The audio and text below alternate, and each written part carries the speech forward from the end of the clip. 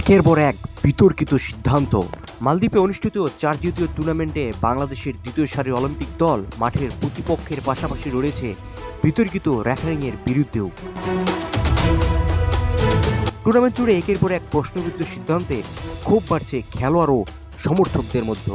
দলীয় ক্যাপ্টেন মানিক মোল্লার অভিযোগ, প্রায় প্রতিটি ম্যাচেই বাংলাদেশ বাজে রেফারিংয়ের শিকার হয়েছে। ম্যাচগুলো বিশ্লেষণ করলে অভিযোগ পুরোপুরি উড়িয়ে দেওয়ার কোনো সুযোগ নেই। স্পষ্ট পেনাল্টি বক্সে ফাউলের পরও পেনাল্টি না দেওয়া, বক্সের ভেতরে পরিষ্কার হ্যান্ডবলের ঘটনাকে উপেক্ষা করা, এমনকি অযৌক্তিক লাল কার্ড দেখানোর মতো সিদ্ধান্ত ম্যাচের গতিপথই বদলে দিয়েছে। বিশেষ করে কয়েকটি গুরুত্বপূর্ণ রেফারিং সিদ্ধান্তে বাংলাদেশের বিপক্ষে গেছে বলেই মনে করছেন ফুটবল সমর্থক ও বিশ্লেষকরা, যেখানে ভিআর না থাকলেও অন্তত নিরপেক্ষ সিদ্ধান্ত প্রত্যাশা ছিল। সেখানে বারবার একই ধরনের বিতর্ক পরিস্থিতিকে আরও প্রশ্নবিদ্ধ করেছে। রেফারির এমন সিদ্ধান্তে সাইডলাইনে থাকা খেলোয়াড়রাও উত্তেজিত হয়ে পড়েন।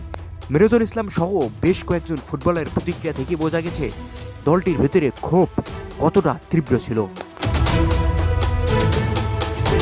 সবচেয়ে বড় প্রশ্ন হলো, দক্ষিণ এশিয়ার ফুটবলে এখনও হোম অ্যাডভান্টেজ দলগুলোর জন্য সমান বিচার নিশ্চিত করা সম্ভব হচ্ছে না।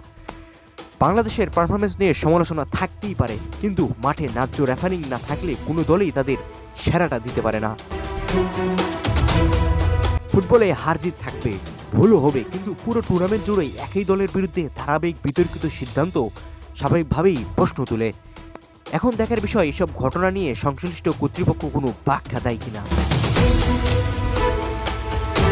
আল্লাহ হাফেজ।